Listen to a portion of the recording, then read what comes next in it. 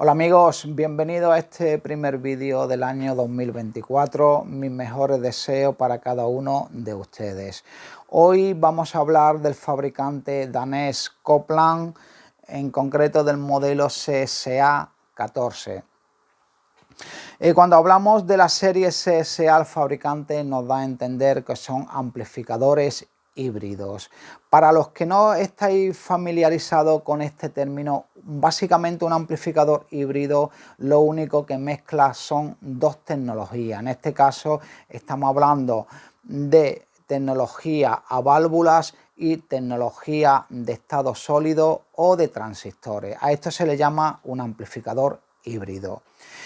En el 99% de los diseños de amplificadores híbridos, normalmente en su etapa de preamplificación es donde se colocan las válvulas. ¿Por qué? Porque brindan una calidez al sonido algo especial. Y en la etapa de potencia normalmente se utilizan circuitos de estado sólido o de transistores. Aquí Copland con la serie CSA le dio una vuelta de tuerca a todos estos diseños clásicos o ortodoxos y en vez de montar la válvula en la etapa de preamplificación, la válvula la montó en la etapa final o la etapa de potencia, muy en concreto en la etapa amplificadora diferencial. Muy pocos fabricantes, yo no conozco ninguno que se haya atrevido a diseñar este extraño circuito. Funciona muy bien, os lo digo, son diseños algo extraños, funcionan muy bien. Muchas veces estos circuitos no se diseñan porque funcionan mejor o peor, simplemente se diseñan para destacar del resto de fabricantes. Es una cosa que quiero dejar muy clara. Todos estos diseños, por innovadores o clásicos que sean, todos son respetables, todos funcionan muy bien, pero muchas veces los fabricantes le damos una vuelta de tuerca a algunos diseños para destacar o diferenciarnos en el mercado. Aquí Copland con este diseño intentó tener un circuito distinto o algo especial al resto de fabricantes. Una cosa muy importante en este amplificador es lo siguiente. Digo esto para los que os gusta el cacharreo, está haciendo experimentos con válvulas, probar distintas válvulas para lograr distintos matices. Todo esto está muy bien, pero en este amplificador esto no funciona. La etapa diferencial es una etapa muy concreta que proporciona una estabilidad a la etapa de potencia. Si este circuito no funciona bien, la etapa de potencia seguramente tenga avería o se pueden provocar averías. La etapa diferencial normalmente lo que suelen montar son dos transistores. Estos dos transistores, la base primordial es que tengan la misma transconductancia. Muy importante. Esto es una válvula SC88 o una 6922. Simplemente es un doble triodo. Esta válvula, si queremos cambiarla, tenemos que tener en cuenta que esta válvula tiene que estar emparejada o los dos triodos tienen que tener la misma transconductancia. Este es un detalle muy importante que poca gente conoce.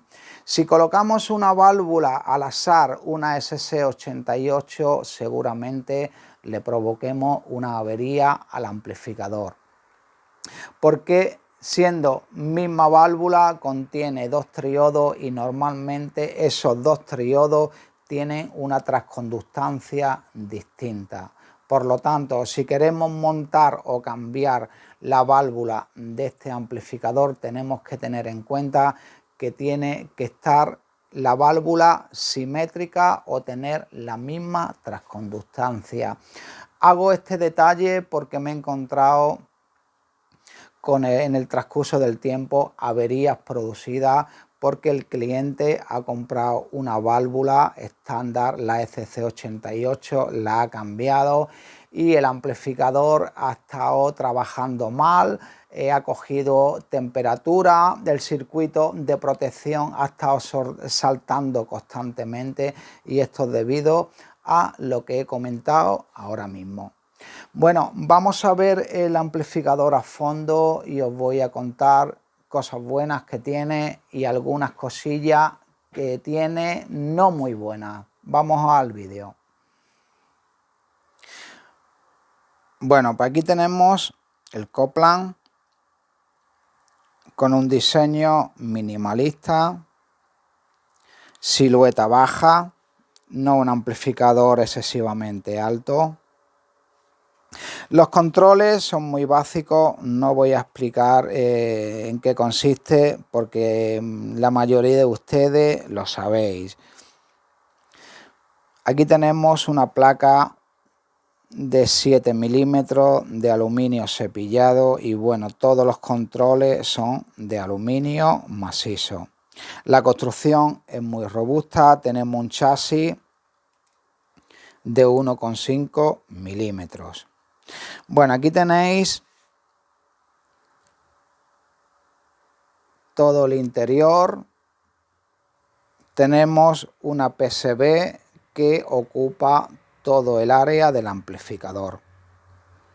Es una construcción bastante aceptable, muy importante la separación de componentes entre un componente y otro. Hay una separación bastante aceptable.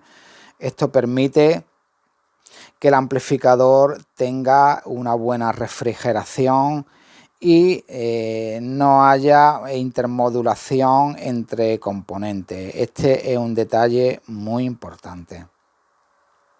Bueno, el transformador que utiliza es un transformador toroidal, nada del otro mundo, transformador corriente. Este amplificador es un diseño muy corriente. Aquí no hay componentes extraños, todos son componentes estándar de fácil localización. No tenemos una construcción excesivamente delicada, es una construcción estándar. La reparación no son complejas. Y ya os digo que todos sus materiales son de muy buena calidad y son estándar. Nada extraño que no podamos conseguir en el mercado. Bueno, dicho esto, vamos a ver el amplificador. Aquí tenemos el transformador toroidal. Aquí tenemos todo el bloque de alimentación. Esto tiene 4 electrolíticos porque este amplificador o este diseño de electrónica incorpora 2 puentes rectificadores. ¿Esto para qué se hace? Para que la alimentación de ambas etapas de potencia no sean la misma. Esto digamos que lo que hace es, aunque tenga el mismo transformador, tenemos corrientes de alimentaciones totalmente distintas. Esto normalmente se hace para eliminar el crosstalk en amplificadores. Esto aumenta el rendimiento porque son 2 puentes rectificadores y cada uno está entregando una corriente determinada a cada etapa de potencia. Por lo tanto, con esto lo único que conseguimos es un mejor rendimiento. Bueno, aquí tenemos la etapa de protección de altavoces. Todo esto son los relés de selección de entrada o de señal. Aquí tenemos toda la sección de fono, monta 4 circuitos integrados de 8 patillas. Estos son circuitos operacionales. Aquí tenemos módulo de alimentación de potencia y aquí tenemos los reguladores para las tensiones auxiliares. En este caso están utilizando dos reguladores de tensión de más 15 y menos 15 en alimentación simétrica. Esto es para alimentar tanto los circuitos integrados de la sección de fono como los circuitos integrados de la etapa de potencia.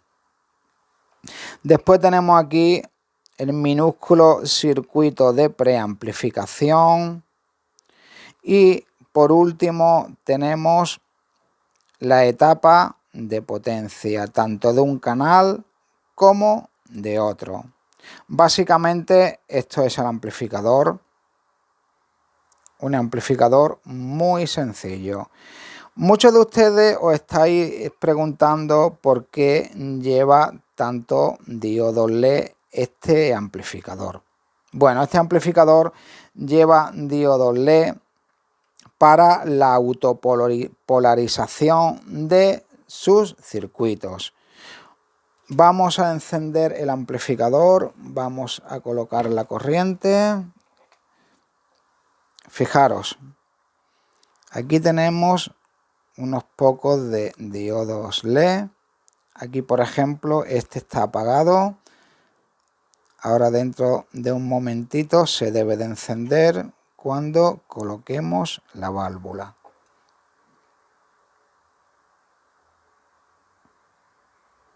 Aquí ya está encendido. Todo está lleno de diodos LED. Aquí tenemos el de protección que dentro de un momentito debe de encenderse. Ahí está. Bueno, comentaros que estos diodos LED no se colocan para que el amplificador esté más bonito o para detectar averías. Normalmente estos diodos LED se utilizan para la autopolarización de algunos transistores que conforman circuitos distintos.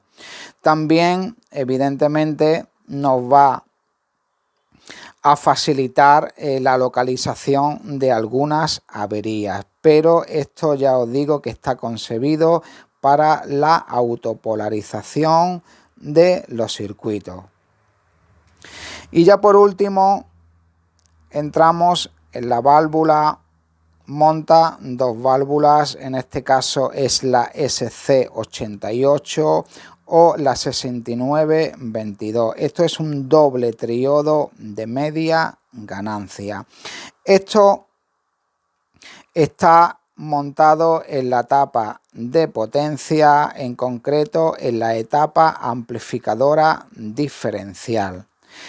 Este doble triodo, como ya he comentado, debe ser un doble triodo totalmente simétrico. Una cosa que hay que tener en cuenta muy a pie de juntilla. Si colocamos una válvula estándar sin estar emparejada, seguramente vamos a provocar una avería en los transistores finales.